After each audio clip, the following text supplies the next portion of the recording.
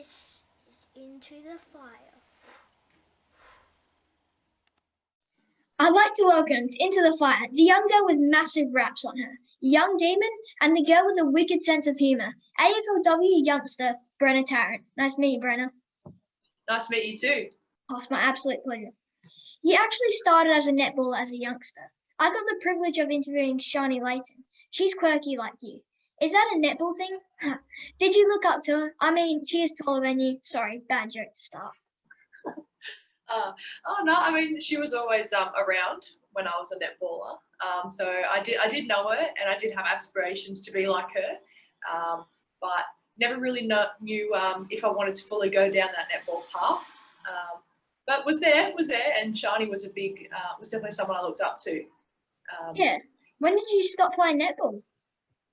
I stopped playing netball a year after I started playing football. So that would have been, I believe, 2015. Right. So You started playing footy at 15 years old. What made you switch across to AFL? I just loved how open AFL was. I'd seen a few girls run around in some men's teams, and I just really liked the look of it. My parents thought it was a phase originally when I was about 9 years old, and I was pretty desperate. I liked the look of the football boots in the shop windows. But yeah, I just liked how much space there was on a football field. Netball was a little too cramped for my style.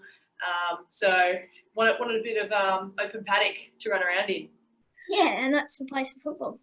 I can't believe this to be true, but I hear you've never had KFC. How is that possible? You haven't lived in you've had a nugget or an original recipe burger. Bit awkward. No, I've never ever had KFC in my life. My mum's a bit of a health freak, my bad. She's very athletic herself, ultramarathon runner. So no, KFC, Hungry Jack's was never something I was really introduced to. And then nothing I really got into when I started living by myself down here. So, all right, well, you need to try one. If KFC would like to sponsor me or Brenna, we're both open to it. Absolutely. Drafted to Melbourne at pick 72. I saw your draft video. Quite a lot going on, wasn't there? First they called you Brianna, and then you screamed so loud she thought you'd seen a snake, all in the middle of your HSC exams. Tell me the story through your eyes. Well, let's just say I had already had 2-3 of my HSC exams in New South Wales, and I was going into my 4th exam, my agriculture exam, the day after the draft, and I had a pretty hectic week, the week that the AFLW draft was coming around, because I had my agriculture exam on Wednesday, my PE exam on Thursday, my maths exam on Friday. So, and then the draft on Tuesday. So I didn't have a lot of free time on my hands. So I was at school studying, well, at least trying to study.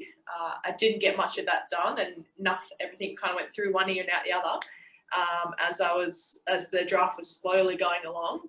And finally, my name was called out and I screamed. Mind you, I was in the library.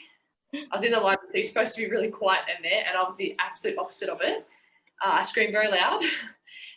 And a few days beforehand, in one of the office rooms, because I went to school in the Blue Mountains in a very sort of secluded school off in the bush.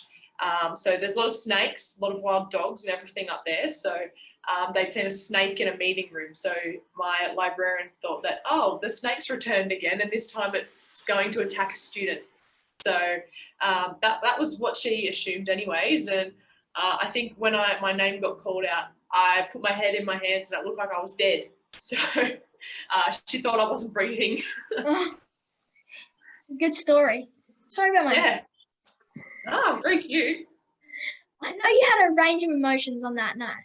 Did Melbourne tell you they were going to pick you up, or was it a total surprise? It was a bit, I don't know, bit of yes and bit of no. I guess because they had some very late picks, and being a New South Welshman moving into Victoria, a lot of clubs were a little sceptical about picking someone up from a different state. So that's why we ended up going so late. But I felt like I really liked the atmosphere before I'd even been picked up by Melbourne. Their list manager and their coach had sort of, I guess, shown me and described. So I was really hoping, my fingers were crossed. As you can see, they're on my head in that video. But yeah, I didn't know exactly. They had called me and I had some meetings with them prior to the draft. But yeah, couldn't be happier right now. But yeah, no, it was great. Yeah, it sounds like an amazing moment. You moved to Melbourne before you were even 18. That must have been scary and quite daunting.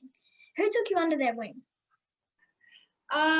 Probably the biggest one would be Libby Birch, fellow defender. I guess I'm more of a versatile type, playing forward and defence. But as soon as I got down there, actually went to a cafe and grabbed some lunch with Libby Birch. That was the first time I ever met her. And yeah, just took me under my wing and helped me settle in.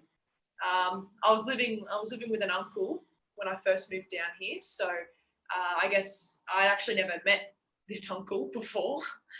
So again, he too sort of looked after me and made sure that I was fitting in well down here in Melbourne, because it's a bit very different to Sydney, and I guess the Blue Mountains too. You don't really see many apartment buildings and skyscrapers in the Blue Mountains at all.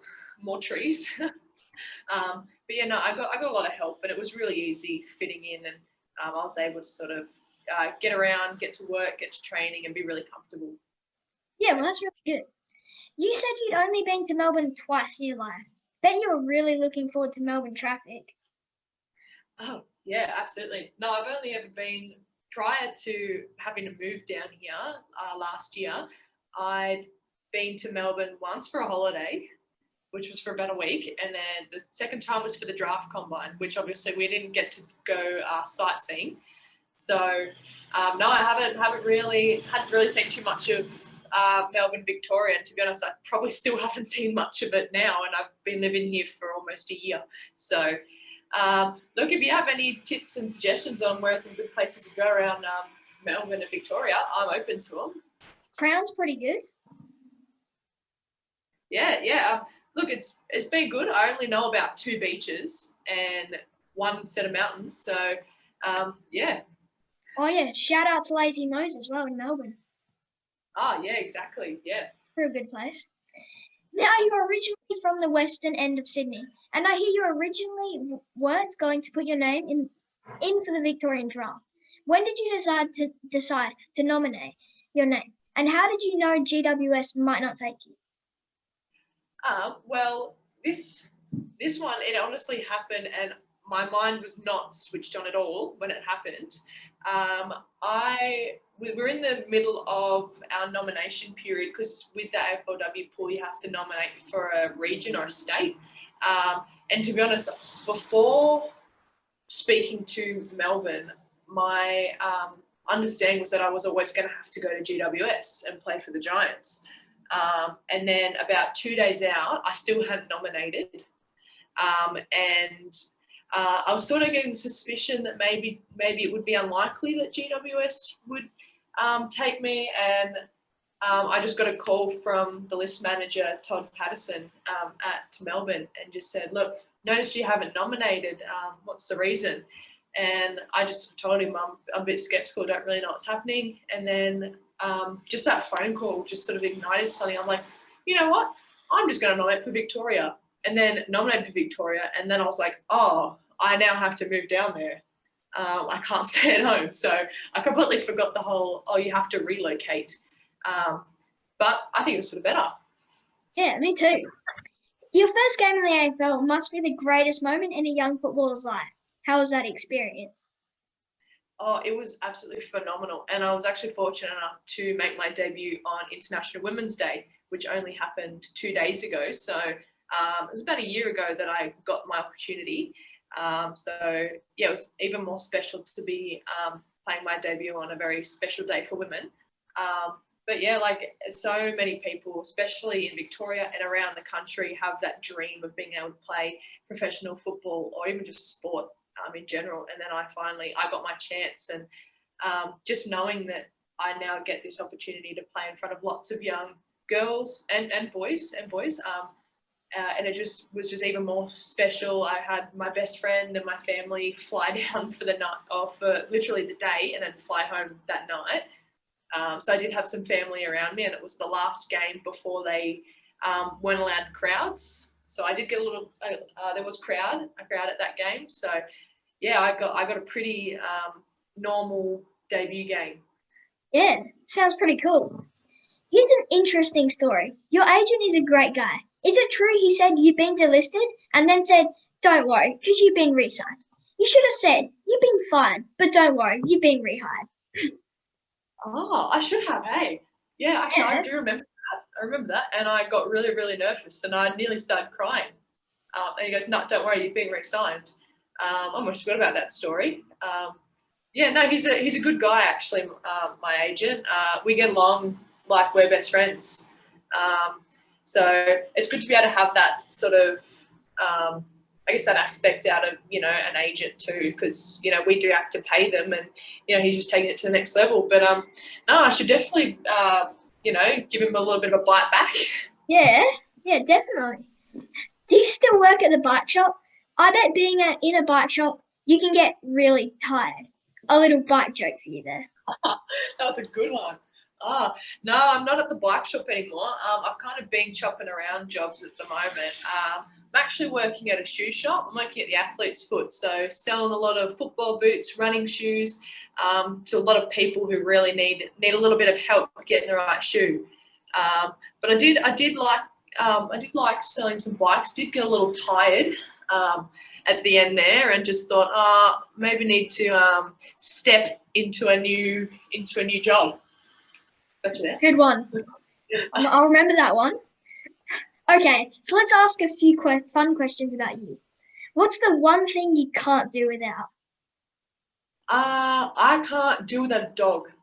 I've got two dogs back in Sydney, and that was the one thing I missed the most last year, is not having a dog. So as soon as I came down here, I made sure that I was allowed to have a dog in my apartment and adopted one instantly. So yeah, dogs are awesome. 100%, little best friend. Yeah. Is there a funnier player at Melbourne than you? Yeah, definitely. I think there's a few funnier players. I don't think they're as sarcastic as me, but I could hand that to Gabby Colvin. She's a bit of a funny one. She's very. I reckon I'd call her your stereotypical Australian female. Oh yeah. Okay. Yeah. Is mango a fruit or a sweet? I'm going to call it a sweet. I reckon it's a bit of my cheap food, hey, and eggs. Oh yeah, and eggs, yeah. And eggs. And eggs. What's your go-to karaoke song? Honestly, I don't have a specific song, but if I can give you an artist, his name's Dom Dollar. Pretty sure he's American, but he's got some good tunes. Not many people have heard of him, but he's pretty good. It was introduced by a player from the Giants, Georgia Garnett, who I was good friends with. Just heard it on the radio and liked it. So, right, I might have to give that a listen. Yeah, better. Yeah. Would Daisy Pearce let you babysit her kids? I think she would, but I wouldn't let myself, I'll say. I don't know. I'm doing all right at looking after my dog. She was also trained when I adopted her, so she was already well looked after. That was pretty easy. Kids, give me a few more years. Okay. How would you go on a zombie apocalypse? You know what? I've thought about this a lot. I can't tell if I'd be good or not. I think I'd get too excited about fighting them off and forget about surviving, or I'd forget about eating or something like that. I think I'd just forget to do something really simple. I don't know. I think you'd go well. Okay, all right. I'll take your word for it then. All right. Now, I like the fact that you're versatile and you can play either end of the ground. But Brenna, goals is where the money is. Goals is your future. To be the star you truly need to be, you need to do something that will make you stand apart from the rest. I have it, Brenna. The thing that will take you from the youngster to the young star. It's a celebration, mate. It's the Into the Fire. Oh, am I allowed to use that? Yeah. Can I use Go for it. Yeah. Yeah, can you do that again so I can get it right? All right, got it. Nice. Yeah, Goes along with- perfect. All I'm right. gonna make sure that first goal, that's gonna be mine. Definitely. Yeah, got it. Looks good. I can't thank you enough, Brenna, for chatting to me today. You're a great person and an awesome footballer and a talent of the future. Plus, you're funny. Thanks again, mate, and good luck with the rest of the year. Thanks so much. It's very flattering, actually. Yeah, hope you have a great one too. Really great to chat to you, buddy. Cool kid. Thank you. You too.